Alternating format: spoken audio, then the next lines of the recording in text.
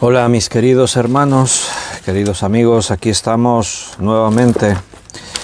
Vamos sumando días tras días en los que acudimos a la palabra del Señor para tratar de escuchar su voz, recibir el alimento espiritual, aprender, ver todo aquello que tiene que ver con nuestra vida, como Jesús dijo que no solo de pan vive el hombre, sino de toda palabra que sale de la boca de Dios.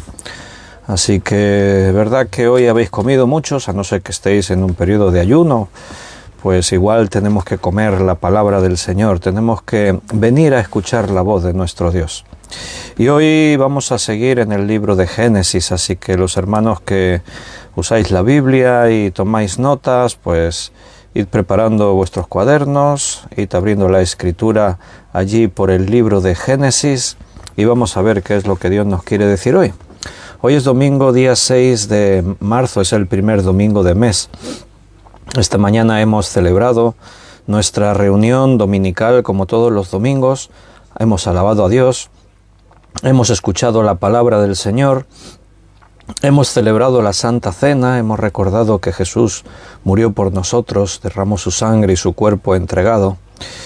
Y seguimos adelante, no podemos desmayar, no podemos descuidarnos porque no te olvides que estamos en una batalla espiritual y cuando nos descuidamos el enemigo toma ventaja y este mundo nos arrastra a una actitud de enfriarnos, de dejar las cosas de Dios, distraernos y tenemos que velar. Así nos llama la Biblia, sobre todo en los últimos tiempos, tener una actitud de estar velando, atentos. Incluso la parábola de las 10 vírgenes nos muestra esa actitud que tenemos que tener de no dormir, estar velando y tener aceite en nuestras lámparas. Bien, pues vamos a hacer una oración para que Dios nos dirija y empezaremos con este estudio bíblico. Vamos a orar. Padre, muchas gracias por un nuevo día y esta oportunidad que tú nos das de venir ante ti, abrir tu palabra y escuchar tu voz. Es un privilegio que quizás no sabemos valorar, pero si miramos atrás en la historia, podríamos pensar que hombres como Abraham o Moisés o Jacob u otros que pudieron escuchar tu voz, cómo les hablabas, podríamos pensar que eran privilegiados. Pero sin duda nosotros también lo somos porque tenemos cosas que ellos no tenían. Ahora el Espíritu Santo mora de forma permanente en nosotros y podemos escuchar tu voz cada vez que queremos. Solo tenemos que venir con la intención, abrir tu palabra, dejarnos llevar y de esa forma tú nos hablas. Así que Padre, ayúdanos a tomar conciencia de esto, guíanos para que podamos estar siendo edificados, para que nuestras vidas sigan siendo transformadas y pedimos tu dirección para que todo lo que vamos a hablar ahora y cómo vamos a recibir tu palabra realmente esté guiado y controlado por ti, que el Espíritu Santo sea el que nos esté llevando. Háblanos, ayúdanos a entender, danos sabiduría. Bendice a todos mis hermanos, Señor, a los que están ahí en directo y los que ven el estudio en diferido. Estamos y queremos estar, Señor, en el centro de tu voluntad. Muchas gracias y te pedimos todo en el nombre de nuestro Señor Jesucristo. Amén. Bienvenidos, mis queridos hermanos, nos volvemos a ver. Ya muchos nos hemos visto esta mañana y qué bien cuando nos podemos ver en directo, en persona y podemos saludarnos y abrazarnos. Así que, bueno, pues aquí estamos nuevamente. Damos gracias a Dios. Hoy estamos a día 6 de marzo. Estamos casi en 2 años de un día que empezamos a hacer un estudio bíblico cada día. Han pasado muchas cosas en estos 2 años. No sabemos lo que nos depara mañana. Parece que el COVID va remitiendo. Toda esta alarma, toda esta situación. Los gobiernos siguen eliminando restricciones. Francia ya quitó el pasaporte COVID. Bélgica quitó el pasaporte COVID. En España hoy el presidente del gobierno dijo que quedan muy pocos días para quitar las mascarillas obligatorias en interiores y porque las cifras siguen a la baja. En España estamos de los países europeos con las cifras más bajas de COVID-19. Pero nunca sabemos lo que nos depara el futuro. Si hace justo ahora 2 años, allí por un 6 de marzo del 2020, nos hubiesen dicho que hubiésemos vivido todo lo que hemos vivido, igual no lo hubiésemos creído.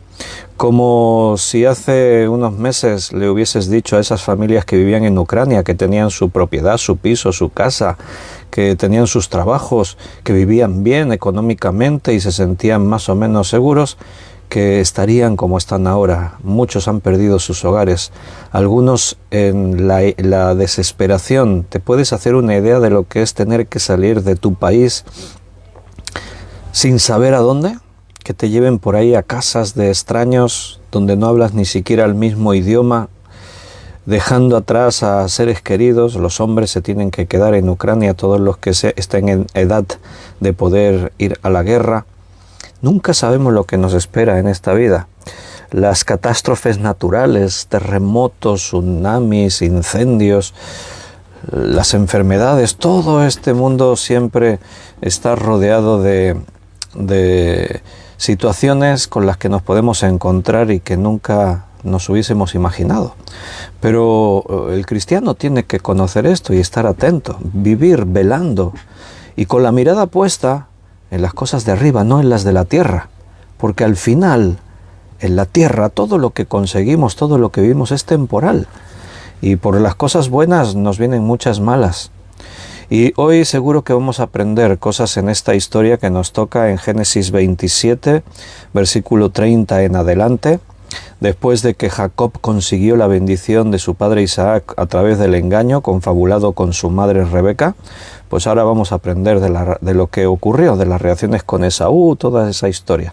Solo déjame rápidamente mirar en el chat en directo los hermanos que han saludado.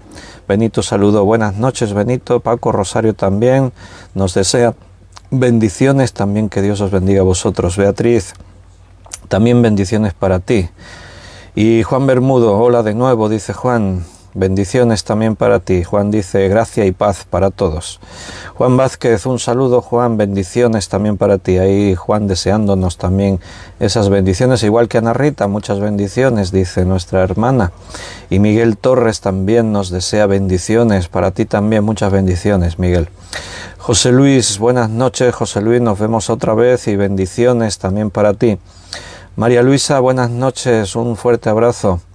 Estuvimos echando ahí de menos a María Luisa ese tiempo que le costaba más conectarse estando en México.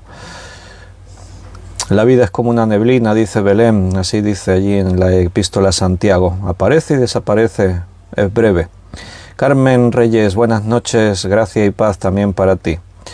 Ani, buenas noches, Ani.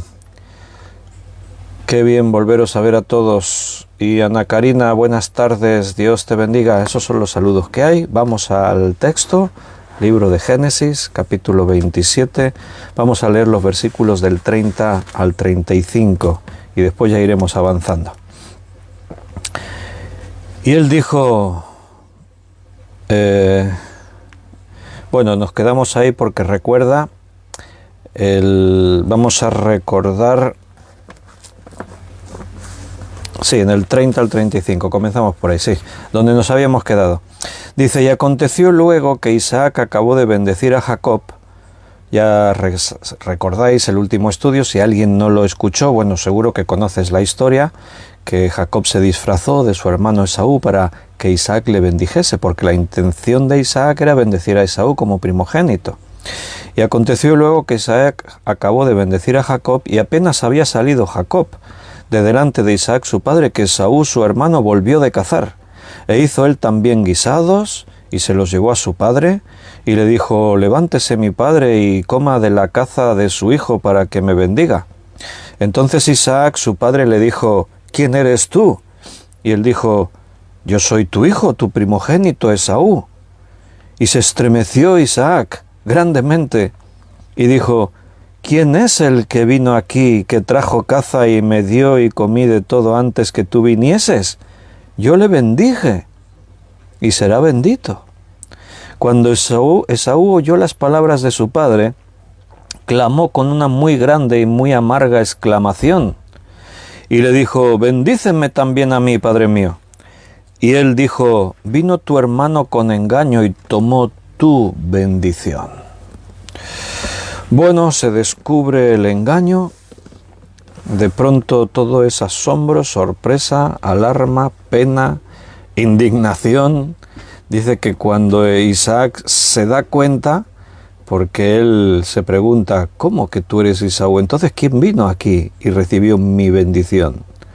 Entonces se da cuenta y dice que se estremeció Isaac grandemente.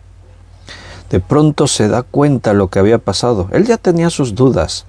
Parece la voz de Jacob, pero el pelo, el olor de mi hijo, todo, bueno, pues estoy viejo, será que me confundo. Pero ahora Isaac se da cuenta de que fue engañado. Y Esaú, fíjate cómo reaccionó. Dice que clamó con una muy grande y muy amarga exclamación. Como hemos venido viendo, a Esaú, no te olvides, a él no le preocupa tanto lo que significa la bendición en cuanto a lo espiritual.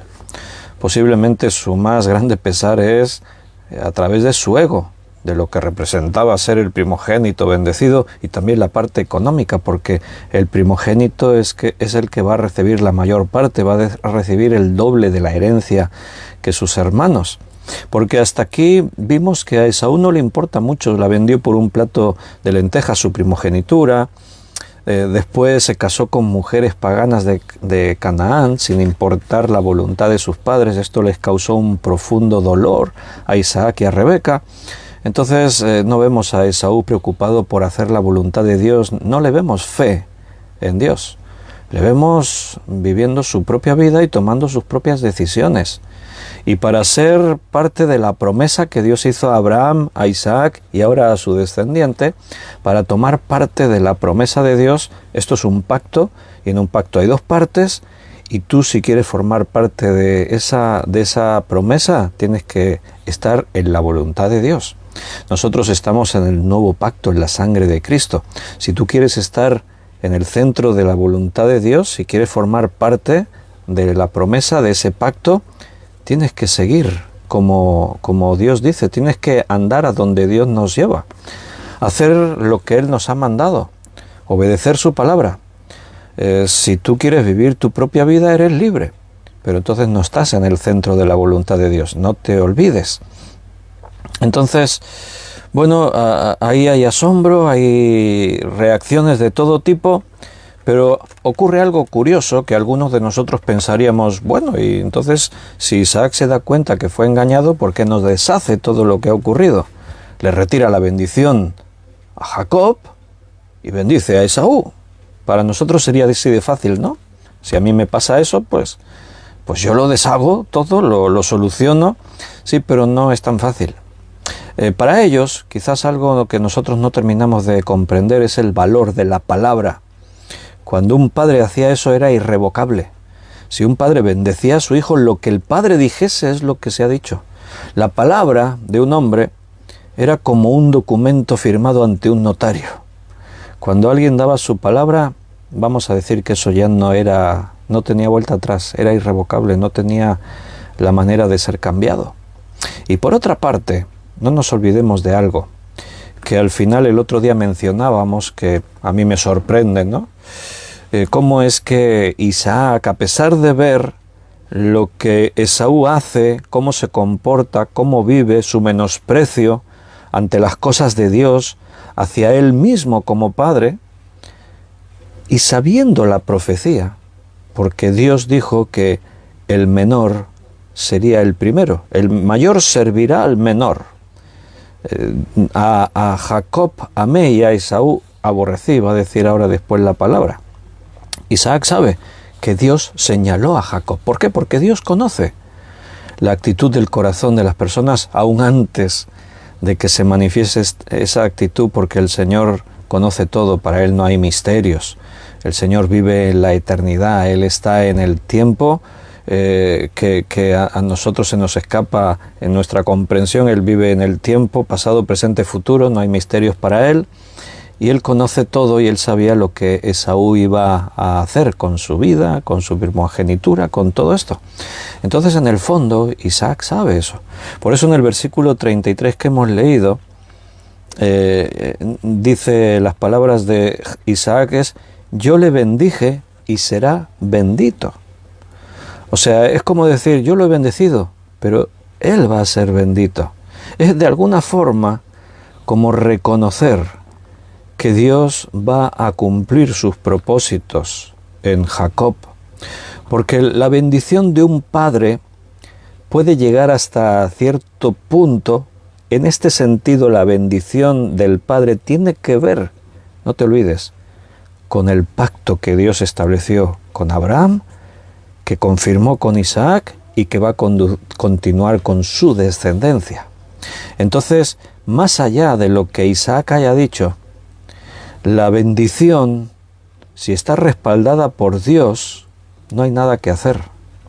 ¿Cómo se ha conseguido? Ese es otro tema. Recuerda que dijimos que Dios jamás acepta el engaño, la mentira, el fraude.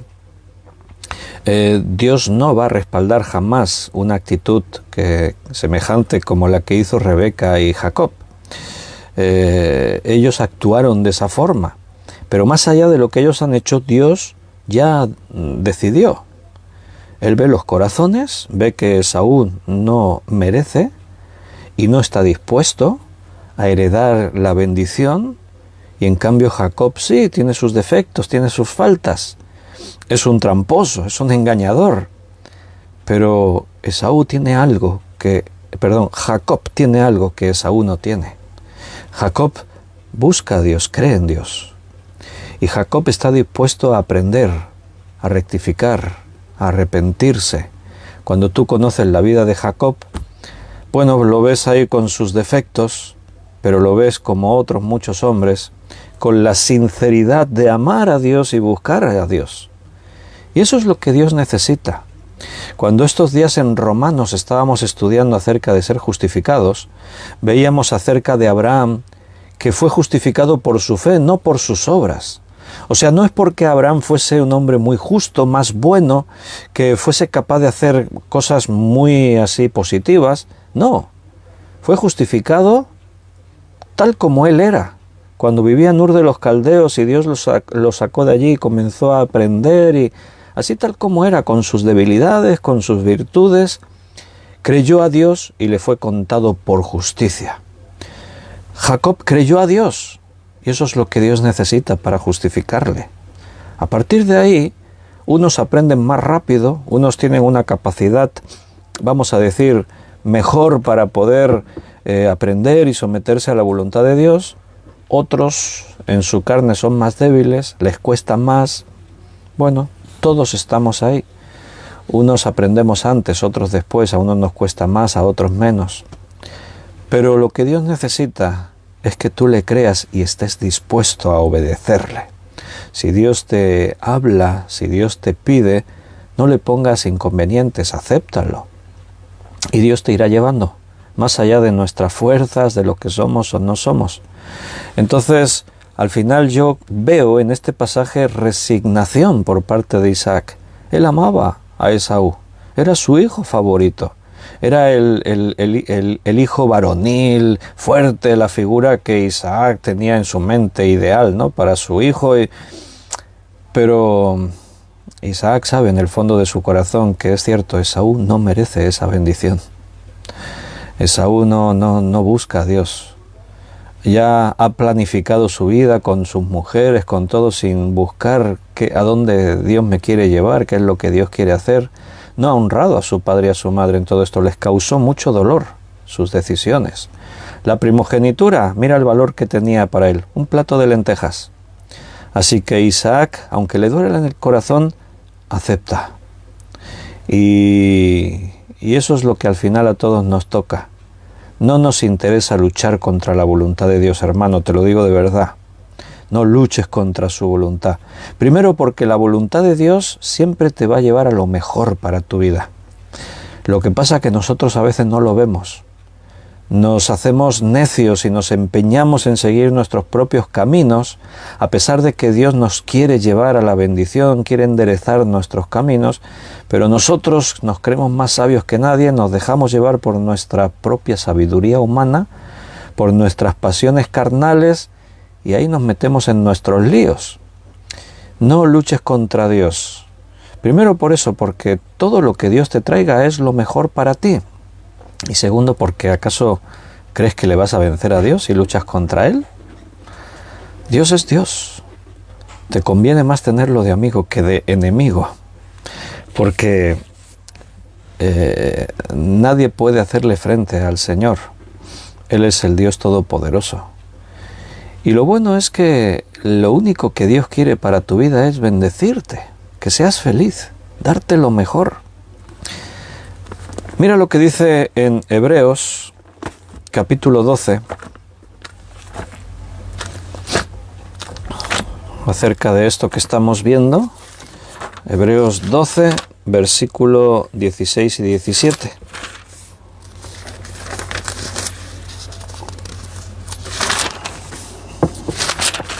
Dice allí: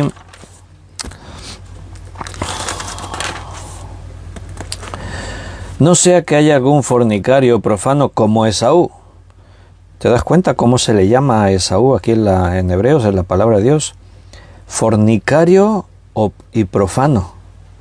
No sea que haya algún fornicario o profano como Esaú, que por una sola comida vendió su primogenitura. Porque ya sabéis que aún después, deseando heredar la bendición, fue desechado, y no hubo oportunidad para el arrepentimiento, aunque la procuró con lágrimas. Es interesante que aquí se habla de arrepentimiento. Pero ¿qué clase de arrepentimiento? Nosotros podemos hablar de la palabra arrepentimiento. Aquí en la Biblia puede tener diferentes significados. Podemos hablar de una persona que se arrepiente y cambia. ¿Por qué? Porque su arrepentimiento es genuino en cuanto a reconocerse pecador, reconocerse equivocado. Estaba equivocado, he cometido un error, necesito volverme a Dios y dejar que Él conduzca mi vida. El arrepentimiento, si te lleva a eso, en tu vida cambiarán cosas. Esaú no se arrepintió en ese sentido. ¿Por qué? Porque no vemos el cambio. O sea, si Esaú se hubiese arrepentido, la bendición ya estaba dada, pero Dios habría tenido una relación con Esaú como la tuvo con otros hombres. En la Escritura no todos los personajes que aparecen estuvieron todos en la misma posición de heredar la bendición de la promesa del pacto de Abraham. Hay muchos personajes en la Biblia que no tuvieron la línea genealógica para estar ahí en un momento. No, otros vivieron, pero muchos de ellos creyeron a Dios y tuvieron su experiencia con Dios y Dios los bendijo. Entonces, ¿qué es lo que a Esaú le preocupaba? Pues no era lo mismo que le preocupaba a Jacob. Jacob no estaba pensando en el dinero, no estaba pensando en bienes terrenales. Jacob quería la bendición de Dios. No te soltaré si no me bendices, le dijo al ángel de Jehová allí en Peniel. Pero el arrepentimiento de Esaú se ve porque le dolió en su ego, le fastidió el ser engañado, el tener que someterse a su hermano pequeño, el perder la herencia de su padre. Eso es lo que a Esaú le fastidió. Y ahora en el relato vamos a ir viendo detalles en la reacción. Pero aquí aprendemos algo. Aquí dice en Hebreos que su arrepentimiento no le sirvió de nada. Aunque la procuró con lágrimas y todo, sí, pero sería algo así como decir que nuestras acciones tienen consecuencias. Tú haces algo y sufrirás las consecuencias de lo que has hecho. Lo que sembramos, dice allí en el Evangelio, es lo que recogemos. Ninguno que siembre semillas de lechuga esperará recoger, yo qué sé, cualquier cosa, sandías. Si tú siembras semillas de trigo, no esperarás en ningún caso recoger alfalfa. Lo que tú siembras es lo que recoges. Esaú venía sembrando menosprecio, venía sembrando egoísmo, materialismo, venía sembrando pues su propia visión de las cosas, dejando a Dios al margen. Entonces, cuando tú siembras algo, si tú siembras espinos, recoges espinos. Después no te quejes. Estoy arrepentido ahora con los espinos aquí. Bueno, pues cambia tu actitud. Tu futuro será distinto. Pero esto es lo que tienes.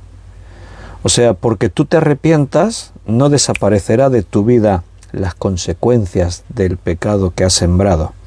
Por eso Dios quiere la acción de Dios. Más allá de buscar sanarnos cuando ya hayamos enfermado, no, lo que Dios hace es salud preventiva. Lo que Dios quiere es que no peques para que no tengas que sufrir las consecuencias. Pero cuando has pecado, ahora tienes que hacer frente a las consecuencias. Debemos aceptar la voluntad del Señor siempre. Y si nos salimos en algún momento y recogemos aquello que nosotros hemos provocado y eso nos duele, lo único que puedes hacer es asumir tu situación y a partir de ahí cambiar y que Dios obre en tu vida. Esaú había menospreciado la primogenitura. Dios había profetizado lo que iba a ocurrir. Isaac ahora no tiene más remedio que aceptar la realidad. Por mucho que me duela, he bendecido a tu hermano, él será bendito. ¿Y qué dice ahí en el versículo 36 a continuación? Y Esaú respondió: bien llamaron su nombre Jacob, pues ya me ha suplantado 2 veces. Se apoderó de mi progenitura, y he aquí ahora ha tomado mi bendición. Y dijo: no has guardado bendición para mí. Aquí dice Esaú: me suplantó 2 veces. Me ha engañado 2 veces.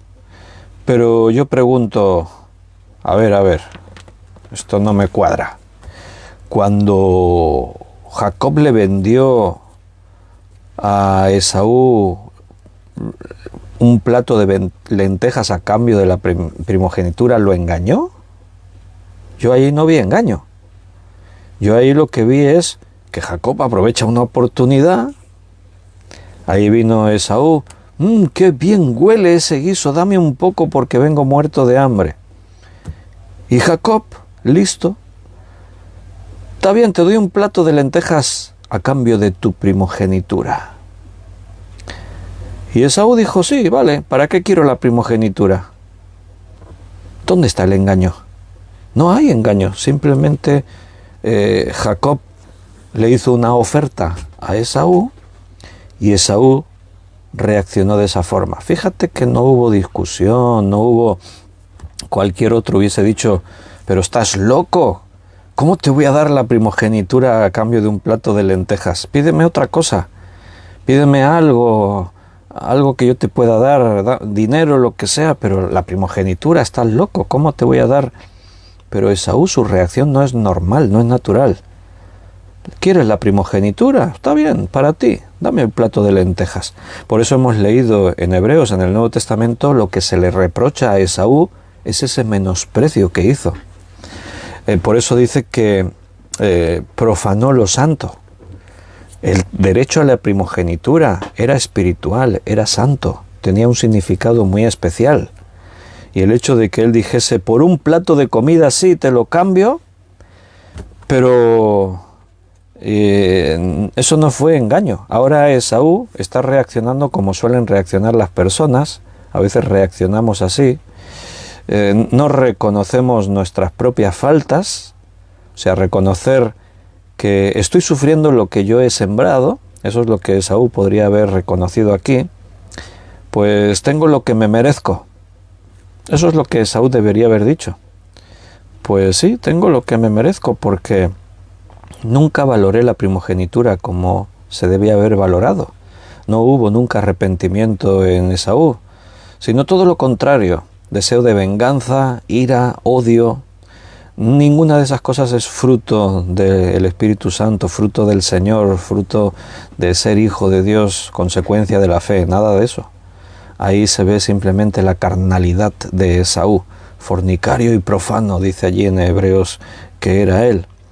Entonces, bueno, él menospreció esto, como hemos dicho antes, se casó con mujeres paganas, aún ofendiendo a sus propios padres, sin buscar la voluntad de Dios, como era el deseo de Dios.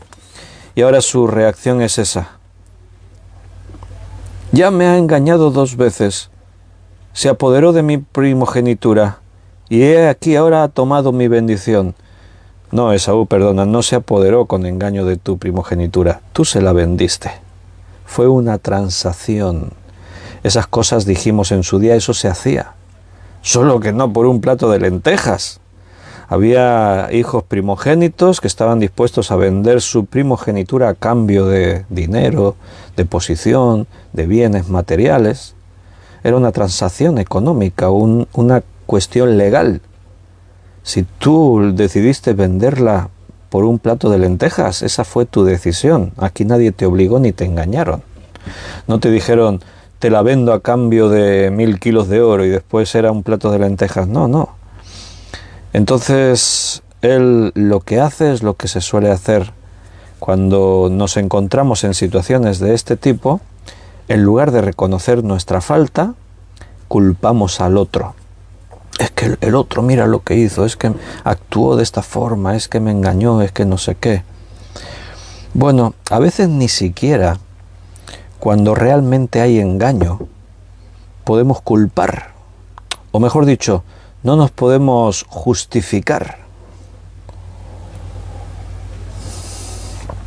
Me viene a la cabeza, el otro día lo comentábamos, no sé por qué, cuándo, pero comentábamos el engaño de los gabaonitas a Josué y al pueblo, que Dios había dicho no hagáis pacto con los cananeos, y los gabaonitas están viendo a Israel conquistando y saben que después les toca a ellos, así que dicen vamos a hacer un pacto con ellos, es mejor hacernos su amigo y que no nos destruyan.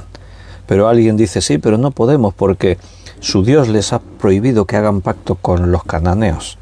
Y entonces ellos se disfrazaron como peregrinos de tierras lejanas, lo montaron todo para que pareciese así, vinieron y les engañaron y Josué hizo pacto con ellos. Entonces Josué se podía justificar, es que nos engañaron. Si Jacob hubiese engañado a Esaú, Esaú podría justificarse, es que me engañó. Pero en ese caso ni siquiera Dios aceptó este argumento. Es que nos engañaron. Y Dios les dijo, si me hubieses consultado a mí, no os habrían engañado. Tú eres hijo de Dios, ¿verdad que sí? Lo que ocurre en tu vida, aún los engaños de alguien que viene y te engaña, todo está supervisado por Dios. Tú debes caminar en integridad delante de Dios. Por lo tanto, cuando en tu vida alguien viene y te hace daño, o te engañan, o te roban, no te olvides que eres hijo de Dios, y como hijo de Dios lo que te hacen a ti es como si se lo estuviesen haciendo a Dios. Tú estate en la voluntad de Dios. Escucha su voz, búscale a Él. Y si ocurre cualquiera de estas cosas, Dios sabe. Busca su voluntad. Ahora, si tú vives tu vida, si tú vas a lo tuyo, si tú te mezclas con según qué gente, si tú entras en según qué ambiente, y te engañan, no culpes a Dios luego. Dejaste a Dios al margen de tu vida. No estás en el centro de su voluntad. Pero lo más fácil es eso, culpar a los demás y dejar que la ira y el odio llene nuestro ser, y eso nos lleva a la venganza. Y versículo 37 y 38. Isaac respondió y dijo a Esaú, he aquí yo le he puesto por señor tuyo, y le he dado por siervos a todos sus hermanos, de trigo y de vino le he provisto, ¿qué pues te haré a ti ahora, hijo mío? Y Esaú respondió a su padre, ¿no tienes más que una sola bendición, padre mío? Bendíceme también a mí, padre mío. Y alzó Esaú su voz y lloró. Y aquí no hay llanto de arrepentimiento. Aquí hay llanto de ira, de celos, de odio. Eso se ve, en este contexto lo vemos por la reacción de Esaú y todo lo que viene a continuación. Tú puedes ver a una persona llorando y pensar, mira cómo Dios le ha tocado. O puedes verle llorando y saber que es por rabia, por odio aún contra Dios. Una persona puede manifestar sus emociones con lágrimas, pero ¿qué tipo de emociones son las que despiertan esas lágrimas? ¿De dónde viene esa aflicción? Bueno, muchas veces en nuestra vida podemos sentirnos así. En la vida nos golpean muchas cosas, nos pueden ocurrir muchas cosas diferentes, situaciones que no nos esperamos. Y seguramente los que me estáis escuchando sabéis de qué hablo cuando digo que no siempre podemos predecir cómo vamos a reaccionar ante las situaciones de la vida. Tú puedes meterte en la piel de Job, por ejemplo, y sentir lo que está pasándote y sentir si tengo que someterme a Dios o me rebelo contra Él. Job lo pierde todo. Él no era un mal hombre, pero pierde sus bienes, pierde a sus hijos, sus siervos, enferma gravemente, pierde a sus amigos, su esposa.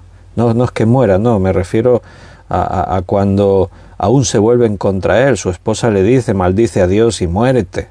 O sea, al decir que pierde es que se queda solo, no tiene apoyo, está solo. Y él tiene que tomar una decisión, él la toma. Él podría haber maldecido el nombre de Dios, haber reclamado, ¿por qué me tiene que pasar esto? Yo no me lo merecía. Pero Job asume una actitud de someterse a Dios. No se deja llevar por su ira y por su odio, por la amargura, no. Él toma una determinación. Mira, no estoy contento con lo que me está pasando. Mejor no hubiese nacido, maldito el día en el que nací. Pero yo no puedo hablar mal contra Dios. Sea el nombre de Dios bendito. Él toma una actitud. Esaú no toma esa actitud. Esaú maldice y, como vamos a leer más adelante, se propone asesinar a su hermano Jacob. Mi consuelo es el día que yo pueda matar a Jacob. Ahí no hay arrepentimiento, ahí no hay una actitud de someterse, de humillarse. Ahí lo que está herido es su ego. ¿Cómo que yo voy a ser el siervo de mi hermano? ¿Cómo es que ahora mi hermano es el Señor y él va a tener la heredad, va a tener el trigo, el vino de lo que le ha provisto mi padre? Y no, ¿cómo puede ser? No, estaba desquiciado Esaú, no podía aceptar eso. Claro, Esaú no evaluó cuando actuó con ese menosprecio, no evaluó las consecuencias de sus acciones. A nosotros nos pasa así, no siempre sabemos evaluar las consecuencias de nuestras acciones. Actuamos por impulso, muchas veces actuamos por el momento.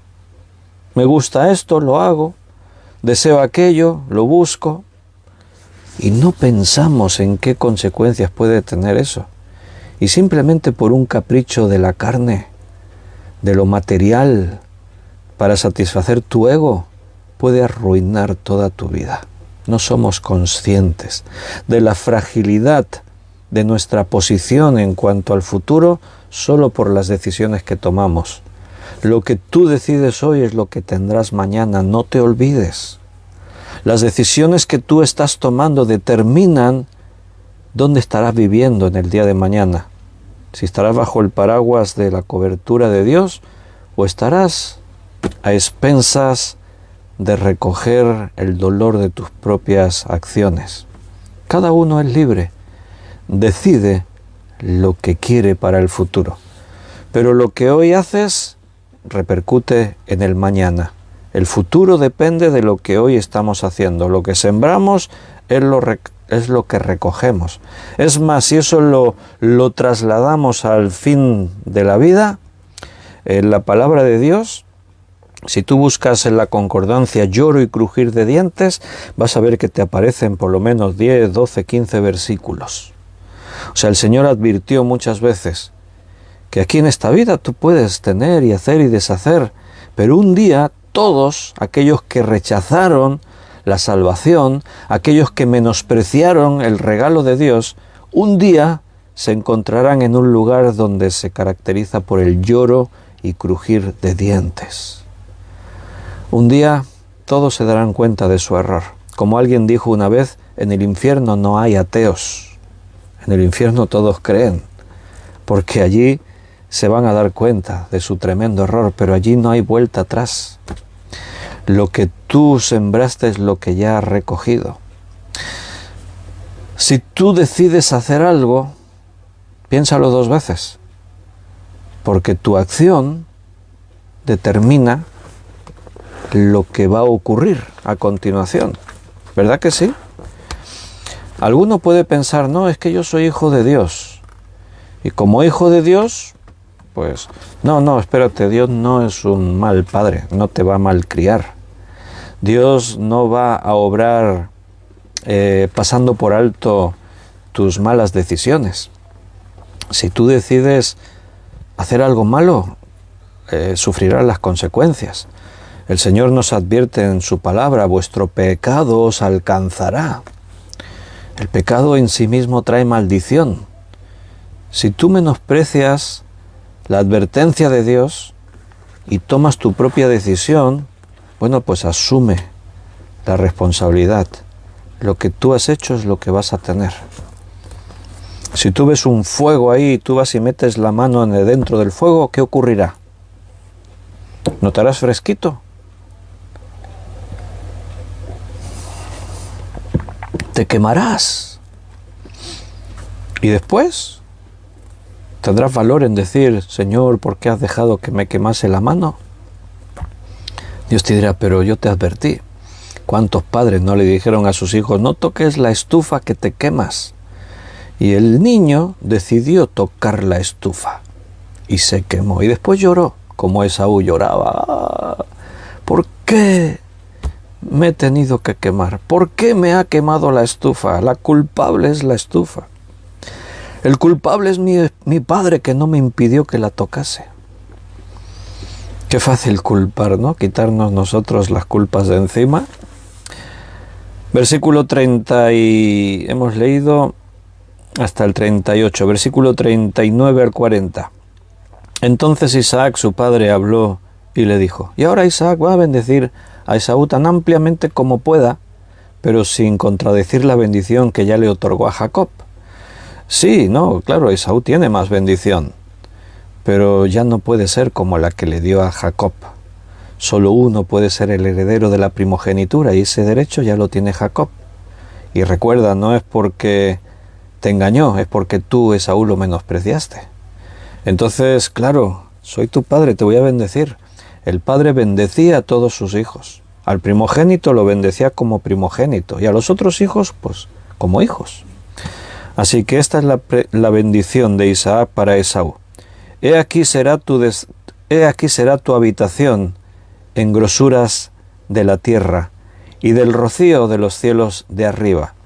Esta primera parte de la bendición es similar a la que le dio a Jacob. Tiene que ver con la prosperidad terrenal, temporal, por lo tanto. O sea, serás prosperado, serás bendecido. Pero todo eso tiene que ver con la tierra, con los bienes materiales. Y dice, versículo 40, y por tu espada vivirás, y a tu hermano servirás. Y sucederá cuando te fortalezcas, que descargarás su yugo de tu cerviz. Esto comprende una profecía. Ahora os la voy a referir, la vamos a leer ahí en la palabra. Pero no te olvides, Esaú acaba de recibir la bendición que se merece. Eso es lo que él merece. Eso es lo que Él tiene. Hermanos, Dios quiere bendecirte abundantemente, te lo puedo asegurar. El deseo de Dios es darte una vida plena. El deseo más profundo de Dios, y te lo digo así porque es lo que la Biblia dice. Él ha manifestado ese deseo profundo a través de la demostración más grande de amor por ti, que es que dio a su Hijo Jesucristo, a su primogénito, lo entregó a una muerte horrenda por ti, por amor a ti. Así que ten por seguro que Dios quiere que seas la persona más feliz, la más bendecida, la que sienta un gozo más grande, la que tenga la paz que sobrepasa todo entendimiento, pero al final tienes lo que mereces. Es como que Dios tiene sus manos llenas de tesoros para ti.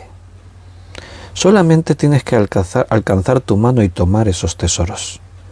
Pero por alguna extraña razón, nosotros en lugar de hacer eso, nos quedamos cogiendo la basura que el mundo nos ofrece. Fíjate, ¿eh? Qué inteligentes somos a veces.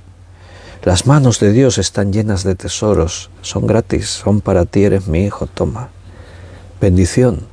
¿Por qué le tuvo que decir Dios a su pueblo: os he puesto delante la bendición y la maldición, la vida y la muerte, escoge la vida para que vivas? ¿A quién se le ocurriría escoger la muerte? ¿A quién se le ocurriría escoger la maldición? Pues eso es lo que hacemos muchas veces. Dios tiene en sus manos los tesoros más grandes para ti y tú dices: me quedo con esta basura tan buena, tan rica que el mundo me ofrece. Claro, porque Satanás envuelve la basura más apestosa, más sucia, la envuelve de tal manera que se ve tan hermosa que nos dejamos engañar y deseamos las cosas de este mundo y menospreciamos lo eterno, las riquezas que Dios nos ofrece. Fíjate qué inteligentes somos.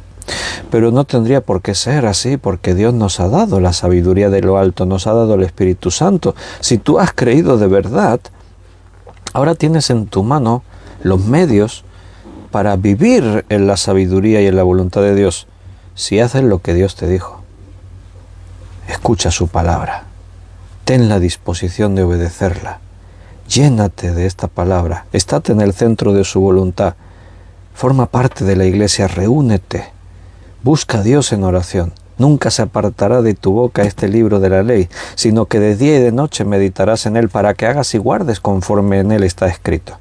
Y la promesa de Dios es esa: entonces harás prosperar tu camino, todo te saldrá bien, entonces tendrás las riquezas de Dios. Esaú tiene la bendición que se merece, así que su llanto, sus reproches, sus excusas son solo eso. Es como paja que el fuego la quema y no queda nada. Te voy a mostrar en algunos textos acerca de estas profecías, de lo que tuvo que ver con los descendientes de Esaú. Recuerda que Esaú es Edom, que significa rojo, porque ahí él obtuvo este nombre a consecuencia del guiso rojo que compró. O sea, su vida quedó marcada por un plato de lentejas. Fíjate, qué cosa. Qué triste que a veces nuestras vidas quedan marcadas para siempre por un pequeño detalle que un día decidimos a la ligera tomar una decisión, cometer una acción, pecar en algo, sin valorar, sin evaluar lo que eso iba a representar, el precio que íbamos a tener que pagar. Primer libro de Reyes, capítulo 11. Los edomitas, los descendientes de Esaú, fueron una verdadera carga o una espina para algunos momentos en la historia de Israel, como en los días del rey Salomón, por ejemplo.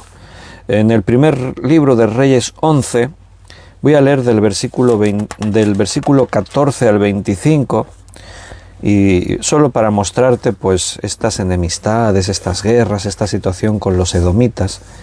Dice: y Jehová suscitó un adversario a Salomón, Hadad, edomita. O sea, los edomitas se convirtieron en unos adversarios, enemigos para Salomón. Dice: Hadad edomita, de sangre real, el cual estaba en Edom. Porque cuando David estaba en Edom, y subió Joab, el general del ejército, a enterrar los muertos, y mató a todos los varones de Edom, porque 6 meses habitó allí Joab y todo Israel hasta que hubo acabado con todo el sexo masculino en Edom. ¡Wow! Fíjate cómo sufrió la descendencia de Esaú. Cómo una decisión nuestra, la maldición de los padres continúa en los hijos. Hadad huyó, y con él algunos varones edomitas, de los siervos de su padre, y se fue a Egipto. Era entonces Hadad muchacho pequeño, y se levantaron de Madián, y vinieron a Param, y tomando consigo hombres de Param, vinieron a Egipto, a Faraón rey de Egipto, el cual les dio casa y les señaló alimentos, y aún les dio tierra. Y halló Hadad gran favor delante de Faraón, el cual le dio por mujer la hermana de su esposa, la hermana de la reina Tapenes.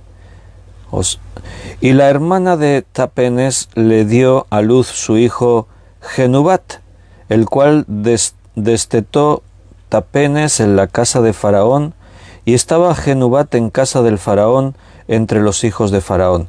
Y oyendo Hadad en Egipto que David había dormido con sus padres y que era muerto Joab, general del ejército, Hadad dijo a Faraón: déjame ir a mi tierra. Y Faraón le respondió: ¿por qué? ¿Qué te falta conmigo que procures irte a tu tierra? Él respondió: nada, con todo te ruego que me dejes ir.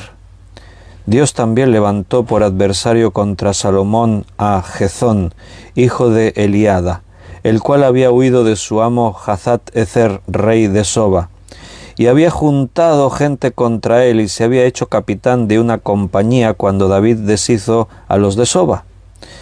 Después fueron a Damasco y habitaron allí, y le hicieron rey en Damasco, y fue adversario de Israel todos los días de Salomón, y fue otro mal con el de Hadad, porque aborreció a Israel y reinó sobre Siria.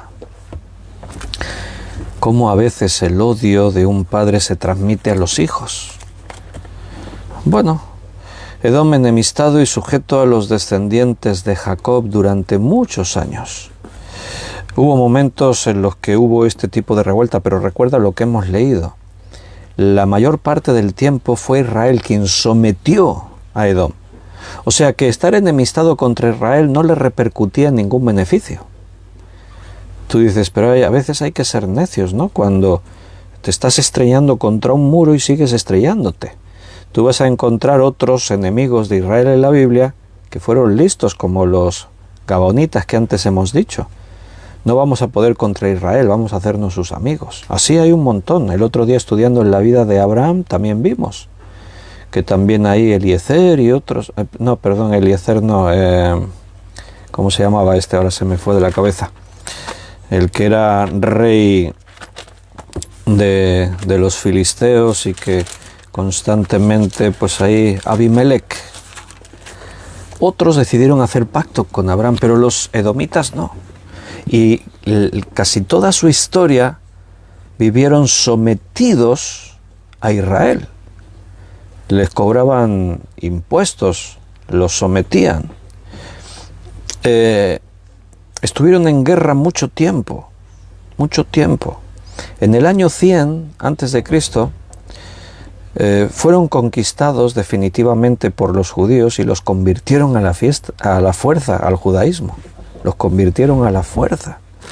Mira, en el libro de Abdías, eso no está en la Biblia, en el año 100 antes de Cristo, nosotros desde Malaquías a Mateo pasan 400 años, pero por documentos históricos, por la historia sabemos que eso ocurrió así. En Malaquías capítulo 1, versículo 10 al 14, ahí habla de Edom y dice: ¿Quién también hay de vosotros que cierre las puertas o alumbre mi altar de balde? Yo no tengo complacencia en vosotros, dice Jehová de los ejércitos, ni de vuestra mano aceptaré ofrenda, porque desde donde el sol nace hasta donde se pone es grande mi nombre entre las naciones, y en todo lugar se ofrece mi nombre incienso y ofrenda impía, porque grande es mi nombre entre las naciones, dice Jehová de los ejércitos, y vosotros lo habéis profanado cuando decís: inmunda Este no es el texto que quería leer. A ver, ¿qué pasó aquí?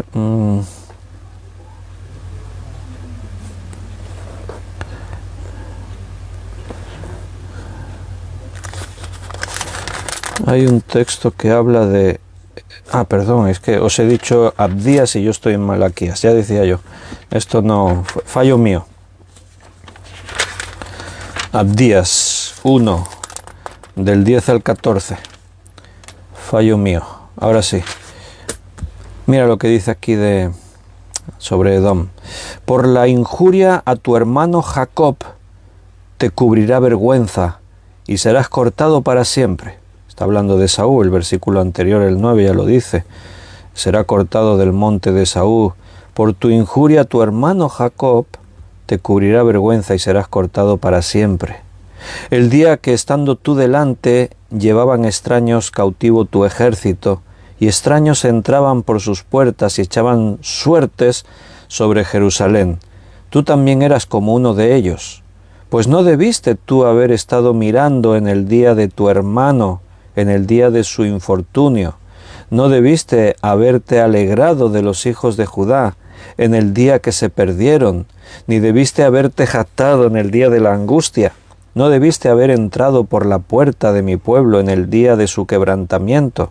No debiste haber mirado su mal en el día de su quebranto, ni haber echado mano a sus bienes en el día de su calamidad. Tampoco debiste haberte parado en las encrucijadas para matar a los que de ellos escapasen, ni debiste haber entregado a los que quedaban en el día de angustia. O sea, los edomitas aprovecharon en algunos momentos históricos la aflicción de los judíos, cuando algunos enemigos les atacaron, les destruyeron, y los edomitas aprovecharon para robarles, alegrarse sobre su mal, y Dios está aquí lanzando una maldición sobre ellos. No debisteis alegraros por mi pueblo, por ellos, por Jacob, por los judíos. Edom estuvo sujeto, tributaban a Israel, hasta que se sublevaron y establecieron su propio rey. Antes hemos leído sobre el rey de los edomitas, pero esto no siempre fue así. Durante muchos años, como os he dicho, estuvieron sujetos bajo el dominio israelita, de los israelitas. Durante el reinado de Joram fue que los edomitas se rebelaron contra Israel y nombraron su propio rey, establecieron su propio reino. En el segundo libro de Reyes, capítulo 8, versículo 20, dice: en el tiempo en el que se rebeló Edom contra el dominio de Judá y pusieron rey sobre ellos, este era en el tiempo de Joram, rey de Judá. Segundo libro de Crónicas, capítulo 21, versículo 8 al 10, Segundo de Crónicas 21, del 8 al 10, dice: los días de este se rebeló Edom contra el dominio de Judá y pusieron rey sobre sí. Entonces pasó Joram con sus príncipes y todos sus carros y se levantó de noche y derrotó a los edomitas que le habían sitiado y a todos los comandantes de sus carros. No obstante, Edom se libertó del dominio de Judá hasta hoy. También en el mismo tiempo Libna se liberó de su dominio por cuanto él había dejado a Jehová, el Dios de sus padres. Así que a veces la historia de un hombre determina mucho más que su propia vida. Ismael, su vida repercutió en su descendencia. Caín, sus acciones, su vida determinaron en su descendencia. Ahora vemos a Esaú, que su actitud, su acción, su menosprecio determina algo en su descendencia. Eso no quiere decir que si tú naciste descendiente de uno de estos, pues lo siento mucho, estás maldito. No, recuerda que al final cualquier persona puede librarse de la maldición generacional de sus antepasados. Tú tienes historias en la Biblia que hubo personas que Rahab, aunque nació en unas circunstancias y se tuvo que dedicar a la prostitución y era cananea y vivía en Canaán, en Jericó, pero creyó a Dios y se salvó y entró a formar parte de la familia de Dios hasta en la genealogía de Jesucristo.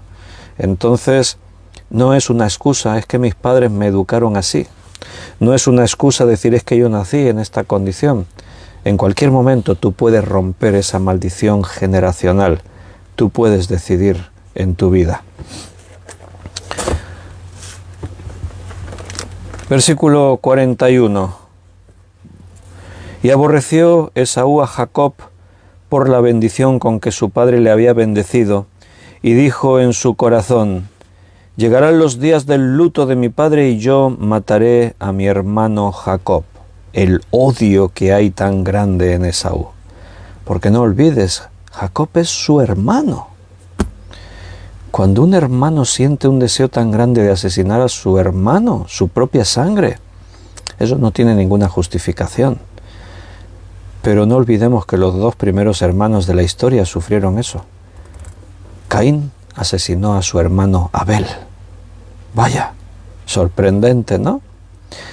Pero tampoco pierdas de vista una cosa.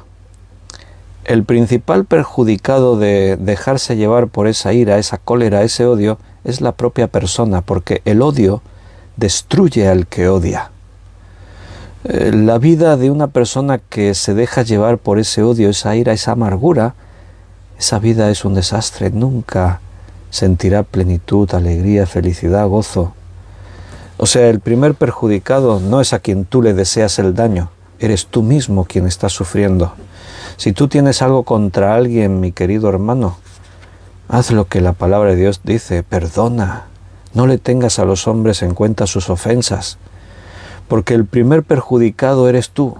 Si mantienes alguna raíz de amargura, si tienes en tu interior algo de ese resentimiento, todo eso te destruye por dentro, te corroe por dentro. ¿Qué hacer cuando me ocurre eso?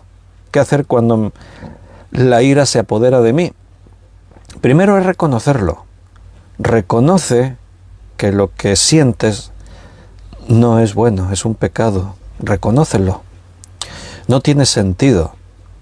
¿Qué conseguiré si busco la venganza? ¿Seré más feliz? ¿Me sentiré? No vas a cambiar nada. Primero es eso, reconocerlo. Segundo es orar para que Dios te ayude. Una vez que has reconocido, dile: Señor, líbrame de este sentimiento que tengo. Ora a Dios, pídele ayuda, Él te va a ayudar. Y tercero, tienes que intentar ver más allá de lo que está delante de tus ojos. Si Esaú hubiese mirado, hubiese visto que quizás el camino para él no era el más adecuado, esa bendición de la primogenitura. Él podía haber tenido su propia vida y podía haber estado en la bendición de Dios. Cuando se te cierra una puerta, se abre otra. O sea, cuando te pasa algo, cuando alguien te traiciona, cuando en este mundo sufres, no te dejes llevar por la ira. Al contrario, empieza a ver las oportunidades que se te abren.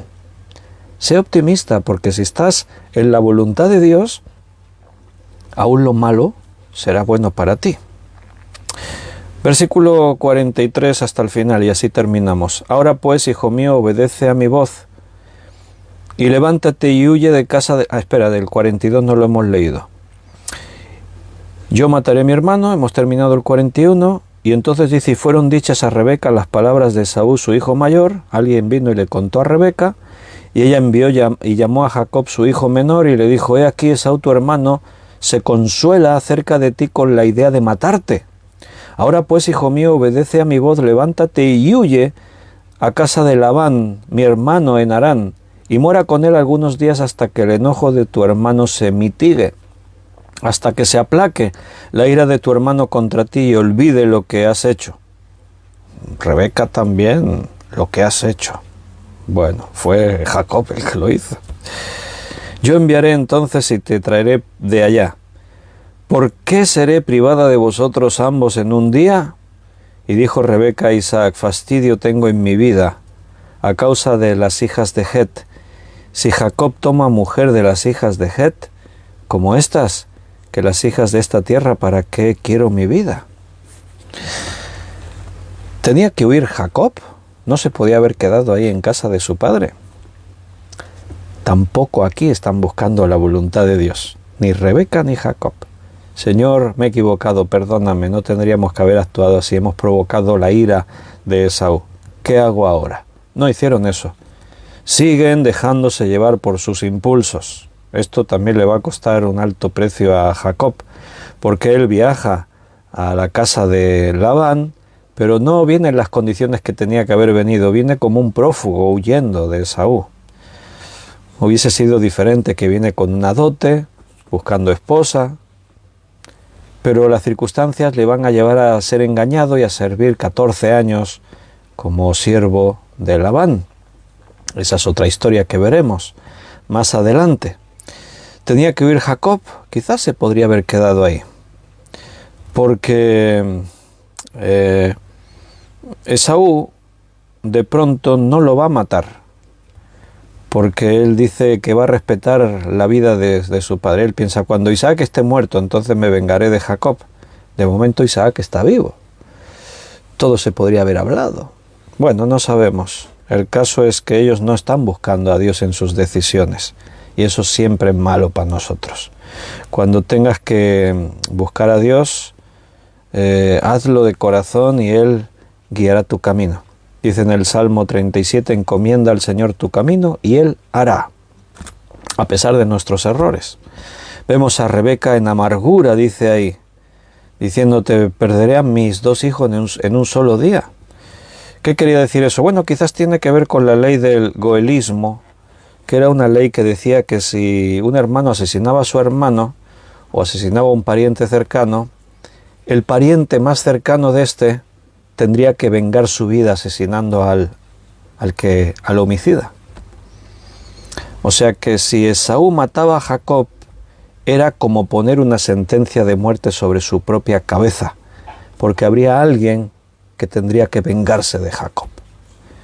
Y eso no se acabaría entonces nunca, ¿o qué pasa ahí? Pues eso es lo que hay en este mundo.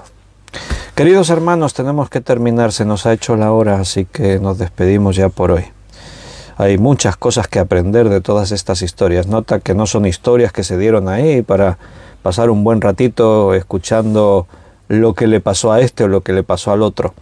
A lo mejor no es exactamente lo mismo que a ti te está pasando, pero sí te puedes ver reflejado en las buenas decisiones y en las malas decisiones, y podemos aprender de estas personas, podemos aprender de los aciertos y de los errores. Por eso el Señor nos dejó eso en su palabra, y por eso Dios nos habla, para bendecirnos. Hermanos, que Dios os llene de bendición, que Él os cuide, que guíe vuestros pasos.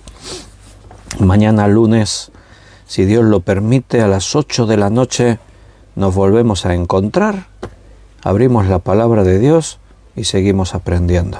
Un abrazo muy fuerte a cada uno. Os amo con el amor del Señor.